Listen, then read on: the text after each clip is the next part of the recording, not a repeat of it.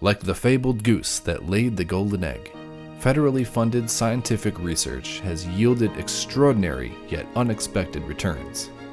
Out of odd-sounding, obscure beginnings have come many amazing advances that have improved each of our lives.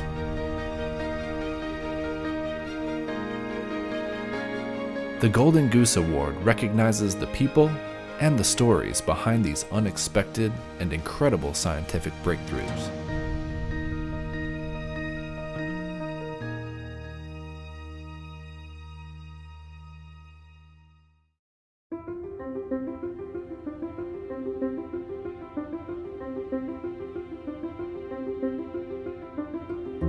Dr. Bruce Glick, when I say that name, I get the goosebumps, Glick had this incredible persona. He's a throwback to the old days, the Renaissance man, driven by curiosity, is willing to share, is willing to mentor, is willing to give. But really it was Bruce Glick's work in discovering the functionality of chickens that contributed to where we are today.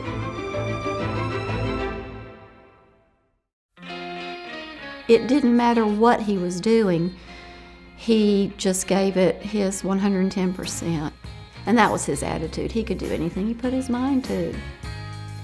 That's how he got into the poultry science part of this, because his professor at University of Massachusetts, the guy looked at him like, "You're a city guy. You've never even worked on a farm before." And he said, "Well, I'll work on a farm." And he was like, "You can't work on a farm. You don't know anything about it." Well, he proved them wrong. I didn't realize until much later on exactly how important his work was.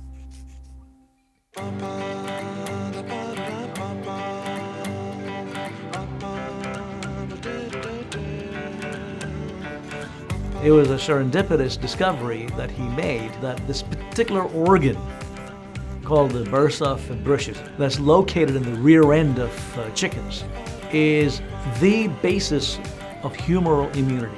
Humoral immunity is really what we refer to as antibodies. So nobody knew what it was. They just thought, it's an organ that's out there. Who cares? Nobody cared for 300 years until Bruce Glick comes along.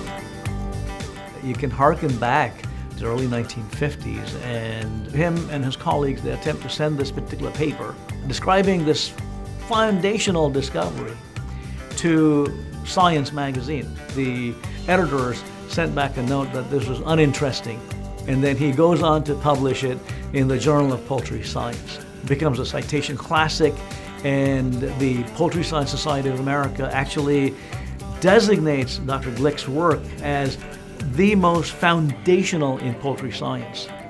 Not only was his science foundational for knowledge about chickens and geese and turkeys, but also for human health and well-being. It is at the basis of what we do today in terms of cancer treatment and the development and deployment of vaccines. It's helping in rheumatology, it's helping in childhood cancers. That sort of a treatment that's happening in the year 2018 would not have been possible without that foundational, seminal work that was done by Bruce Glick and all the others that came along after him.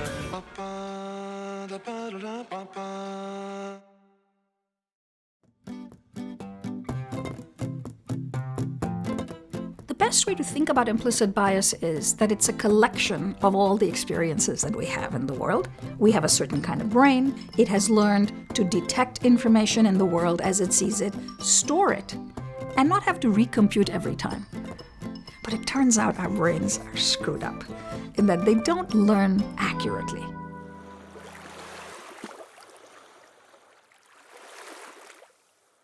In the late 1980s, we started a line of work which became the work on implicit social cognition.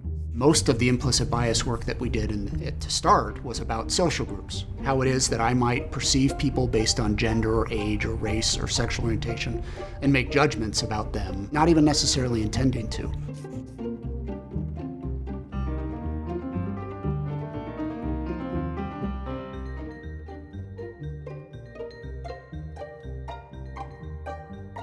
I don't have to ask you how you feel about racial groups or gender groups. Instead, I just measure that indirectly. How easily can you associate black faces with good words compared to white faces with good words? The first test I ever took was a race test. I know who I am. I'm the great Mazarine, the egalitarian who's been teaching about all of this stuff. I can associate white and black equally with good and bad. So I do it. White and good, black and bad. Easy peasy. I switch, and my brain has just slowed down. First of all, I was shocked to discover that I had in me something I wasn't aware of. It put us in a 2x2 box and didn't let us escape. It said, Mazarine, sit here and confront this. And so the first studies we did were at Yale and at University of Washington on our own students. And then in 1998, we began to worry that maybe people will write this off by saying, oh, college students, who cares? And so I started to make pitches to Mazarine and Tony saying we could put this on the internet. We were expecting that we'd put the test up and maybe 500 people would show up in the first year. And in the first month, we had 45,000 completed tests. And in that moment, I knew the horse has left the barn. We didn't know that we were working on something that could prove practically important. There are many organizations now that want to confront this. Police departments, military, which have been moving to understand these issues in a wonderful way. So much really good work has already been done that it gives us the luxury now of taking a step back and asking one interesting question, and that is, how do we change ourselves?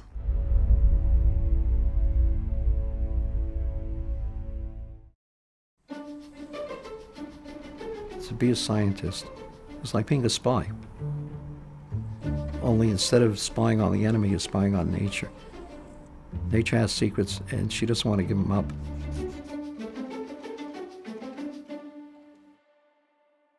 What we were interested in was just basic immunology at the time. This was back in the mid-20th century.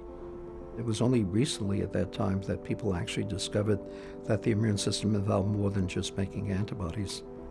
The trick is to find that one or two things that don't fit correctly, realize that there's something missing that you don't understand, that we don't know yet, and that's what expands our scientific knowledge.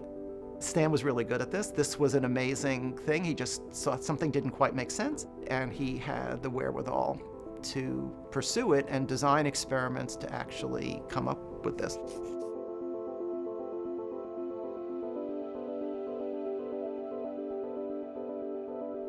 We found that all these things have in common is that they allow cells to do things to other cells. And I'll bet you that that's part of not only defense against disease like in the immune system, but it's part of the general physiology of the body. Nothing is real until you name it, and so I call them cytokines, and that's how it began. This was against all the standard theory. No one believed it. We found it very difficult to get it published. After about 2 or 3 years, it caught on as a concept. The cytokines are basically the vocabulary that cells use as part of their language in talking to each other, and allows it to interact with other cells. So this is a new way of thinking about how to treat cancer patients. And we can now do that by using all these unique cytokines. People think of scientific discovery as climbing a telephone pole, and you're going to get something at the top of it. It doesn't work that way. Discovery is like a tree. New things keep popping up along the way, and they create branches.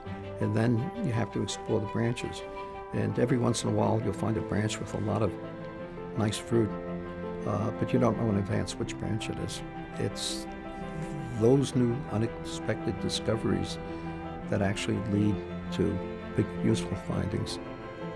Luckily, the government has gotten very good at understanding this, and there are a number of grants that are given specifically for what is called high gain, high risk. In other words, we don't really know if it's going to work, but if it does work, you're on the trail of something completely new and original.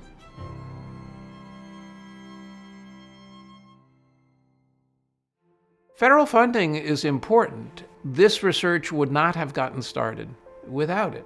You need to prove to people that there is something worth pursuing. So that's a little bit of a chicken and an egg, or a goose and an egg.